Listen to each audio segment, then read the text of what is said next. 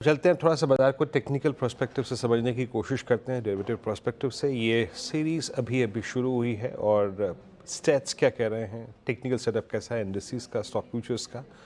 बात करने के लिए हमारे साथ आज Rahul Sharma, director head of research Gem Financial Services के जुड़ चुके हैं। राहुल जी, गुड मॉर्निंग, कार्यक्रम में स्वागत है। राहुल जी, अब ये 23,300 200 के आसपास इर्द गिर्द थोड़ा सा बाजार अपने आप को अपना टाइम स्पेंड करता हुआ, हमने यूएस मार्केट में एक शॉक देखा था जब एक छुट्टी के बाद वो बाजार खुले। हमने 10 डे को काफ़ी रिस्पेक्ट दिया। इंडस्ट्रीज पे आपका व्यू क्या है इस वक्त, निफ्टी बैंक पे? Good morning Virendra ji. देखिए, तकरीबन 13-14 सेशन निफ्टी ने एक वन साइडेड मूव दिया, जो एक तरह से बिना किसी करेक्शन का था। तो थोड़ा सा कूलिंग ऑफ देखने को मिल रहा है पिछले 2 से 3 सेशन में, और ये कूलिंग ऑफ जो है टेक्निकल रूप से बहुत बढ़िया है। अब ये कूलिंग ऑफ में अगर जो डिप की हम बात कर रहे हैं कि अगर 25,000 तक निफ्टी आ जाता है तो री एंट्री के मौके बनेंगे और रिस्क रिवॉर्ड वापस फेवरेबल होता हुआ दिखेगा निफ्टी के लिए। तो 25,000 का आंकड़ा ध्यान में रखिए। अगर 25,000 का लेवल निफ्टी स्क्रीन पे स्पॉट पे आपको दिखता है तो बाय ऑन डिप की रणनीति रखें। अदरवाइज अगर हम देखें तो मार्केट एकदम इवनली पॉइज्ड है। एक तरफ रिटेल शॉर्ट पोजीशंस में खड़ा हुआ है, एक तरफ एफआईएस के लॉन्ग पोजीशंस इंडेक्स फ्यूचर्स में और स्टॉक फ्यूचर्स में डोमिनेंट है। कैश में कोई तरीके की सेलिंग नहीं, इनफैक्ट बाइंग देखने को मिली है। पिछले वीक तो इनफैक्ट 25,000 करोड़ की बाइंग फिगर थी कैश में एफआईएस की तरफ से। तो कहीं ना कहीं कूलिंग ऑफ है, और कूलिंग ऑफ में पहली बार ऐसा हो रहा है कि कोई सेक्टर ऐसे एकदम ही उठ के नहीं आ रहा है। तो थोड़ा मोमेंटम डेफिनेटली मार्केट ने बैकफुट पे लिया है। लेकिन हमारा ये मानना है कि जब तक कोई नया मार्केट को सरप्राइज या शॉक नहीं आता है तब तक मार्केट साइडवेज रहेगा और कोई ब्रेकडाउन आने की संभावना कम है।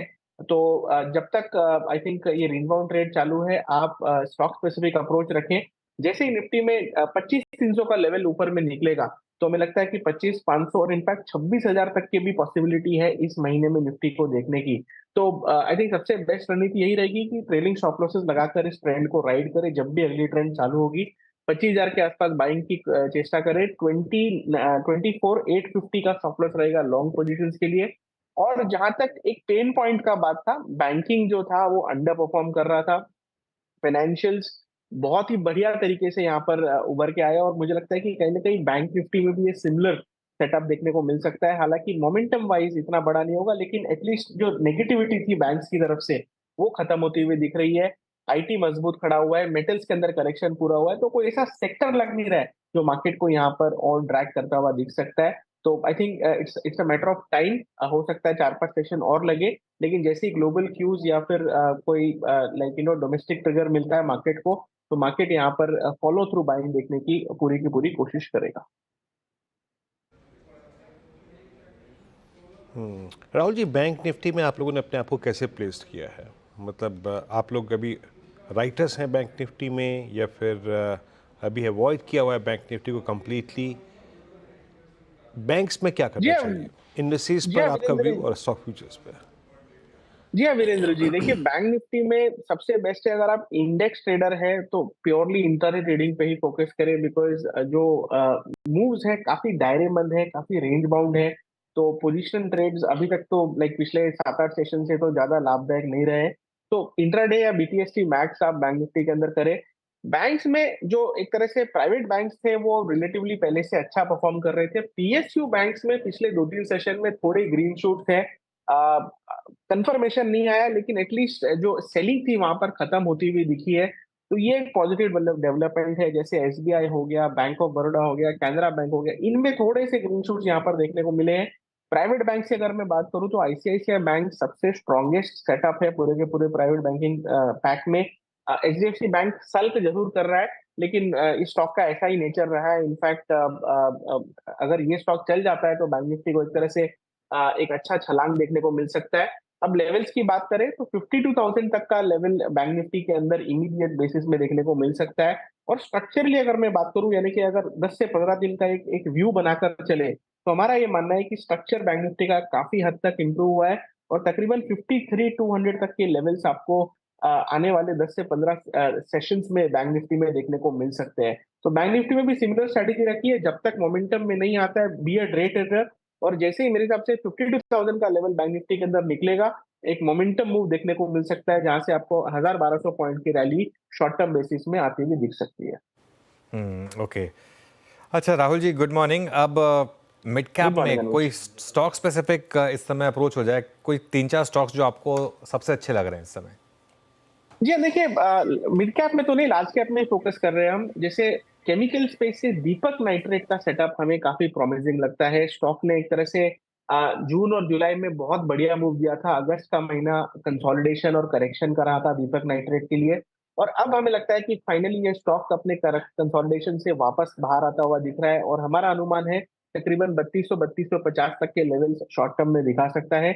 दूसरा एक स्टॉक है जो बहुत ही बेहतरीन लग रहा है, इंडियन होटल्स। इंडियन होटल्स में सेटअप काफी बढ़िया, इनफैक्ट टाइट कंसोलिडेशन चालू है पिछले 8-10 सेशन से, और हमारा ये मानना है कि तकरीबन आपको 690-700 तक के लेवल्स इंडियन होटल्स में देखने को मिल सकते हैं। तो थोड़ा सा यहाँ पर आप टाइम फ्रेम महीने भर का रखिए, थोड़ा स्लो मूवर ये स्टॉक लार्ज कैप है, बट सेटअप जो है वो काफी मजबूत है, और होटल स्टॉक्स कहीं ना कहीं जो जो इनका शेप हो रहा है वो काफी बढ़िया लग रहा है। इनफैक्ट अगर मैं मिड कैप की बात करूं तो शैले होटल्स एक ऐसा स्टॉक है जिसको हम मंथली बेसिस पे अगर हम देखें तो एक बहुत ही बेहतरीन फ्लैग एंड पोल पैटर्न का ब्रेकआउट है। सो आप अगर एज एन इन्वेस्टर बाय करना चाहते हैं तो शैले होटल्स को देखा जा सकता है, जहां पर हमें लगता है कि तकरीबन 10 से 15% की अपसाइड अगले महीने भर में, और अगर आप इसको 5 से 6 महीना रखते हैं तो अपसाइड और भी यहाँ पर आती हुई दिख सकती है। तो ये चुनिंदा स्टॉक्स है जहां पर हमारा फोकस है। काफी सिलेक्टिव अप्रोच रखा हुआ है, क्योंकि मार्केट में मोमेंटम कहीं ना कहीं आप भी ये स्क्रीन पर देख रहे हैं कि लैकिंग है।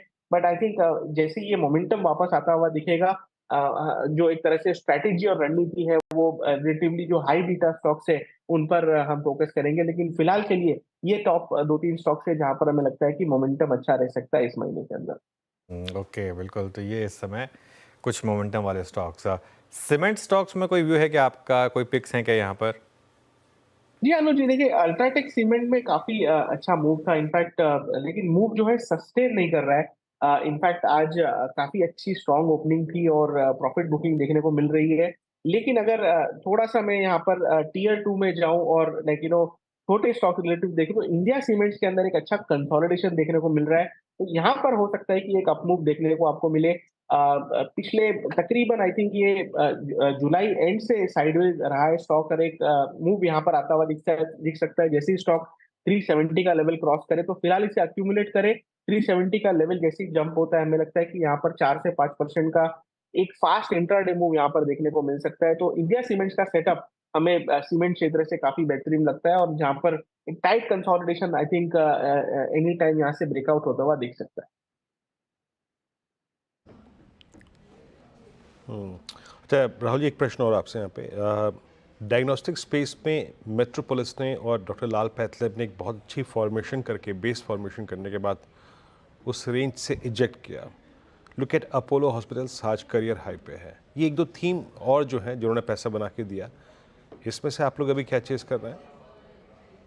ये देखिए अपोलो हॉस्पिटल सबसे बेहतरीन लगता है बिकॉज यहाँ पर एक बड़ा कप एंड हैंडल पैटर्न का फॉर्मेशन है डेली चार्ट्स के ऊपर, और फार्मा और हेल्थ केयर ये सेक्टर्स काफी बेहतरीन परफॉर्म करते हुए दिख रहे हैं। तो हमारा ये मानना है कि तकरीबन 7200 7300 तक के लेवल्स आपको शॉर्ट टर्म में अपोलो में देखने को मिल सकते हैं।